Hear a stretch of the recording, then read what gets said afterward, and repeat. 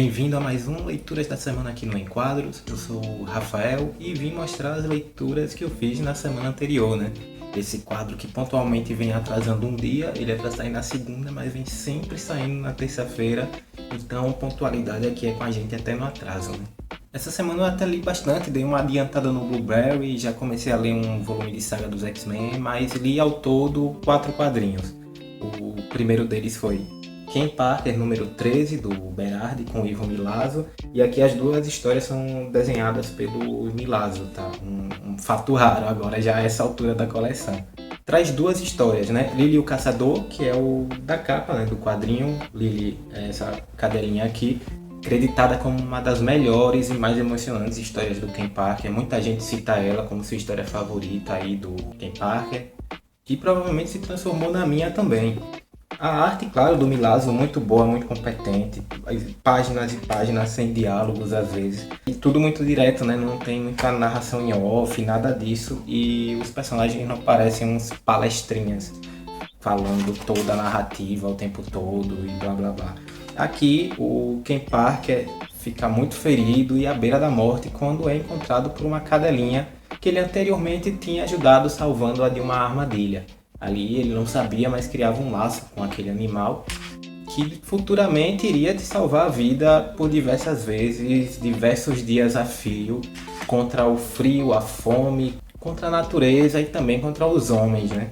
E a segunda história, Pele Vermelha, nós temos um comboio de americanos que estão localizados em um forte, tendo que fugir desse forte porque tem um iminente ataque de indígenas ali da região. Indígenas que estão reivindicando sua terra de volta depois de sucessivas violações de tratados por parte dos estadunidenses, né? Sempre que tem esse indígena que em outras produções seria tratado como um bárbaro, um selvagem, e o Berardi aqui adiciona muito contexto, mesmo com poucos diálogos e através também já do histórico que vem sendo mostrado nos capítulos anteriores, né? São duas histórias muito boas, cada uma se resolve aqui nela mesma. Ken Parker é sensacional. Também li Lovecraft, do Henrique Breccia, né? Esse quadrinho é mais mencionado como Lovecraft do Henrique Breccia, o filho do Alberto Breccia, mas aqui participa também o Kate Giffen, né, no roteiro, adaptando ali uma obra do Hans Rodionoff. Primeiramente, é um quadrinho muito bem ilustrado. O Henrique Breccia variou bastante na sua arte ao decorrer dos anos, né?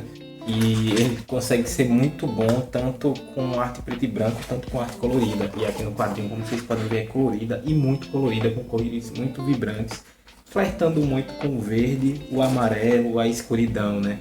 Cores muito associadas às histórias Lovecraftianas, do mito de Cthulhu, Necronomicon, todas essas paradas desse horror cósmico, digamos. E é uma biografia desse personagem, o H.P. Lovecraft, dessa figura, né, dessa entidade aí da cultura pop. Só que, apesar de ser uma biografia bem criativa, porque vai misturando com coisas do que o Lovecraft escrevia, como se aquilo fosse de alguma forma a realidade, enfim, dá um peso ao quadrinho. Mas, pô, para um quadrinho feito nos anos 2000, é muito estranho como ele não aborda nada das controvérsias da vida do Lovecraft, né?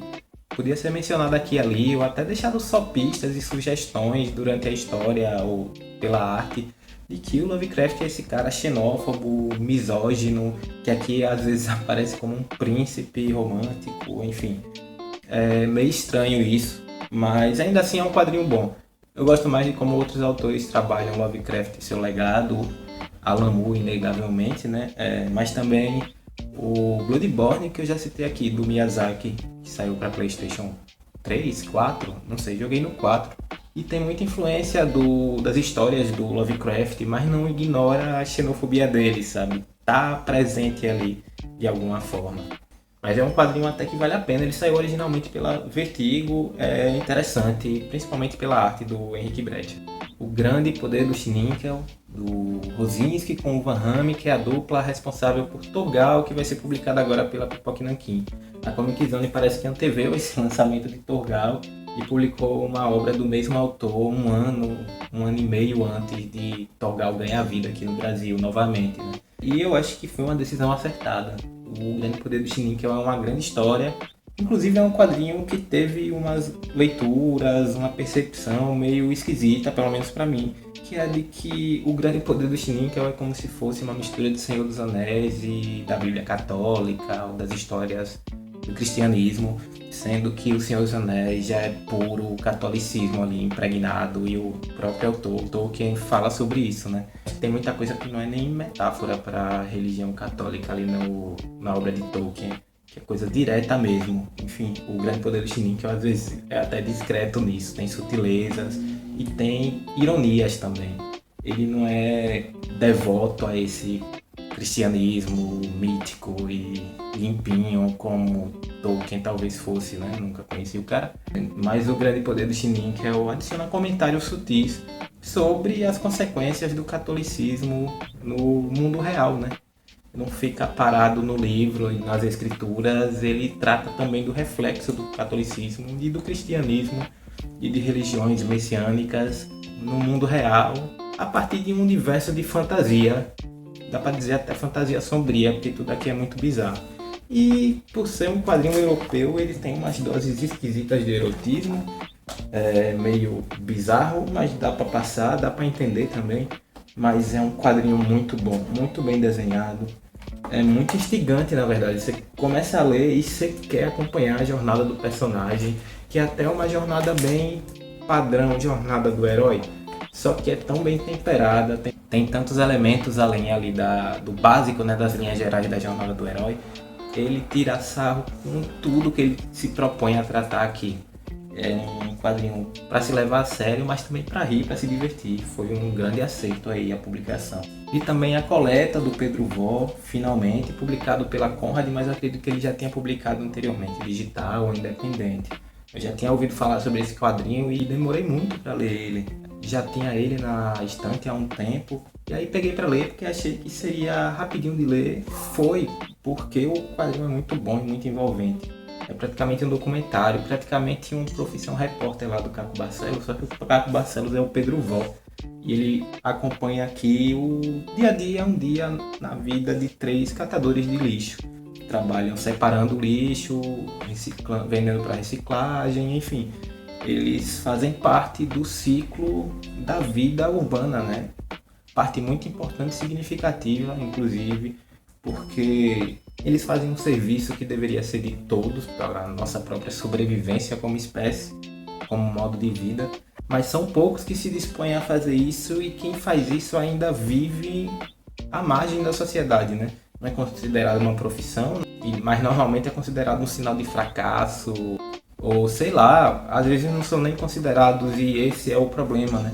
Se é uma função tão importante para a sociedade, para o mundo, para o planeta, por que não é tratado como pelo menos trabalho, né?